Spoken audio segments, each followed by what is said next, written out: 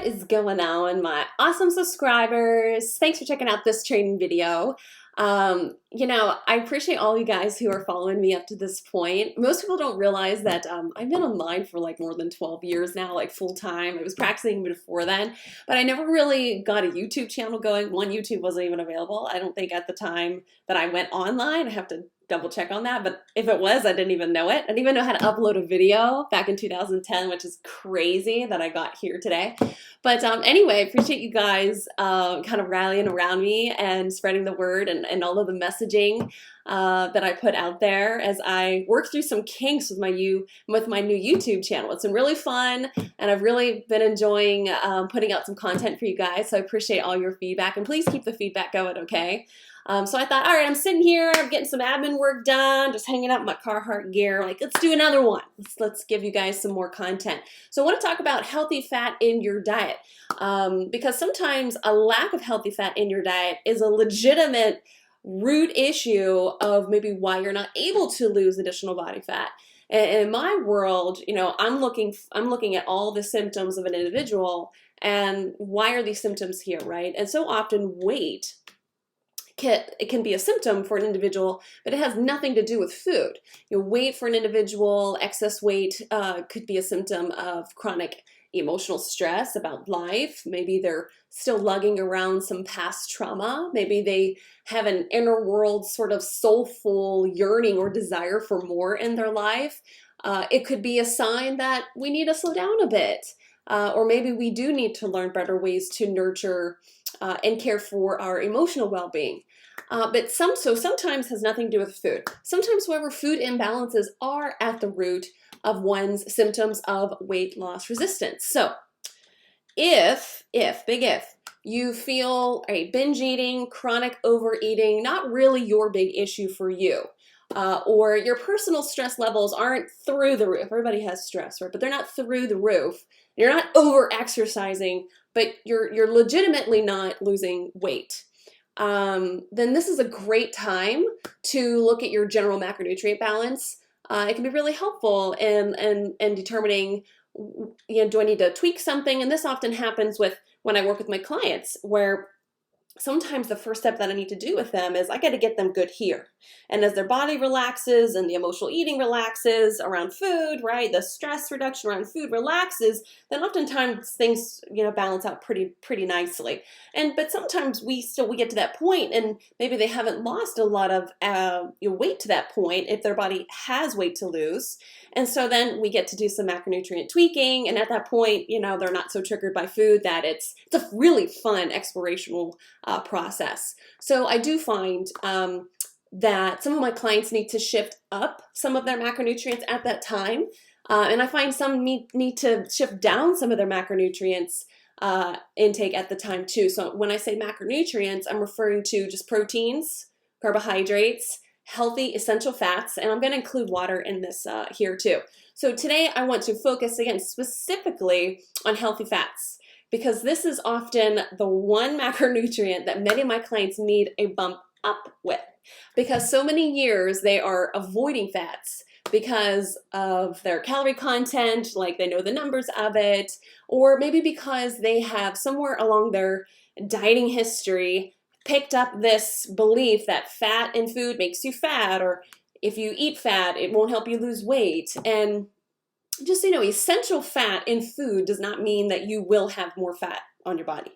A lot of people have a difficult time getting over this kind of toxic nutritional belief. So it's really essential that you hear that and you really work on letting that go, okay? Because essential fat is our main storage form of energy in our body. It actually yields the longest caloric burn and sustaining our energy needs. It's absolutely essential for normal growth and development. It's essential for our hair, skin, nails. It's important to absorb and transport vitamins. And having some level of fat on your body is absolutely essential for fat because of the protection that fat gives our body. That was the evolutionary advantage for our ancestors, in hunter-gatherer days. Fat meant you were going to live and survive, and quote, skinny people, they're probably going to die off, they're not going to be able to survive another winter. So, but fat also, when it comes to our eating experience, really elicits a pleasure response, which if you are just following me, you're going to get the message of the importance of enjoying our eating experience. So important. And fat also, healthy fats in our food intake also give us a wonderful sense of fullness and satiety. So, but the majority of fats today that we're talking about are what we call essential fatty acids. And so EFAs, they are the building blocks to cell walls and hormones in the brain and all of these different chemicals that impact our metabolism on literally a moment-to-moment basis.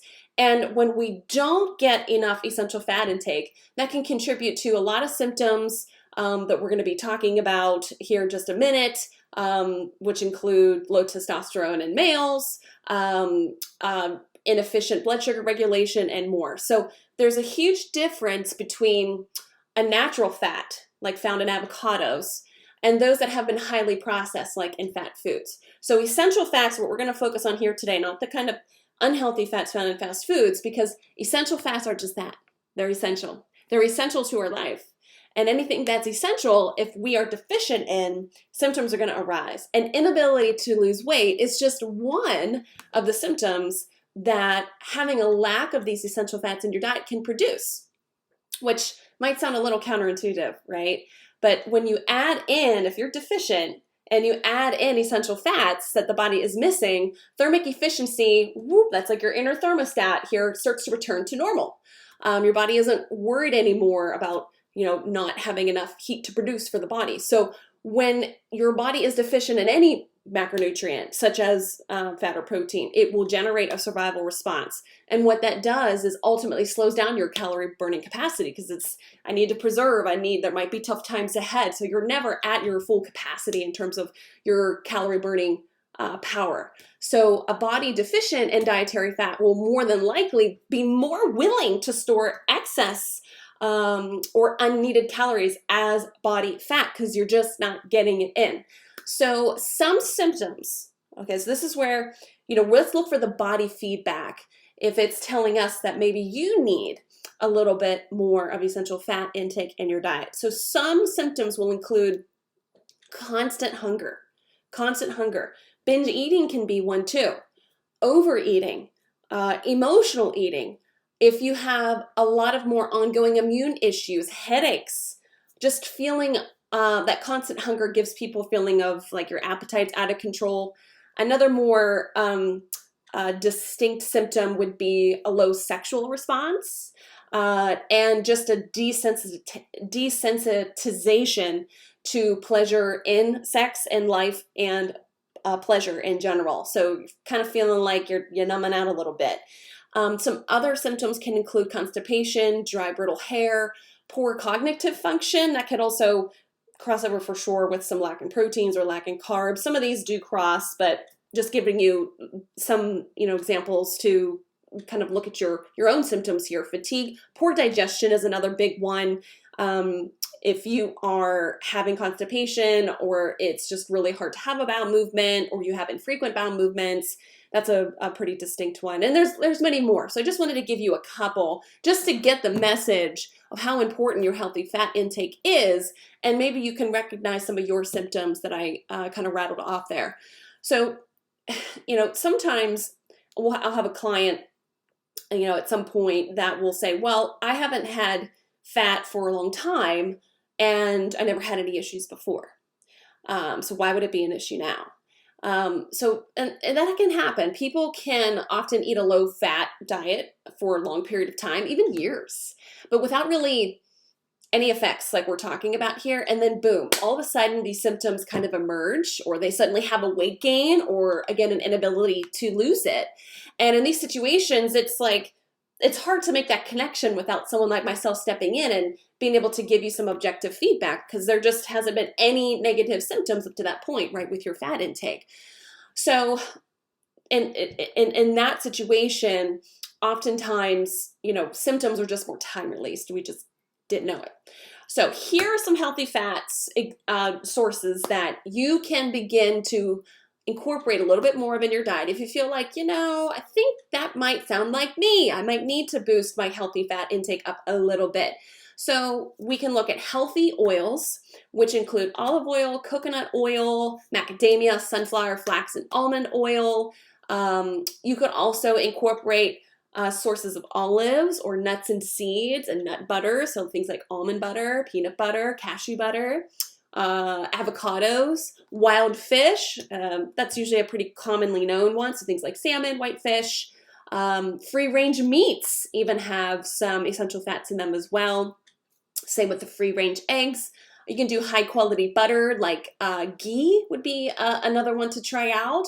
And coconut in general would be an option for you too. And you know, these foods, lucky for us here in the US, are so widely available in many supermarkets. So I recommend, if you're feeling some of these symptoms, that you begin adding at least 1 to 2 of these healthy fat sources that I just went through here to your day, and then just see how your body responds. So much about having a healthy relationship with food is not ignoring nutrition, what we know about nutrition, but let's bring the body back into the conversation so we can make it more about us and what our body needs and what we prefer versus the shoulds, right? So just kind of monitor and assess. There's no wrong. There's never any wrong or failing in an exploration process like this. So just see how things change out for you in the coming days and weeks. I'd love to hear about it. Hopefully you're part of my Facebook group. If not, get in there. And let's keep the conversation going, okay? So thanks so much for checking this out. If you feel it was helpful for you, please, as always, share it with someone who you also believe could benefit as well. Until next time, I'll see ya.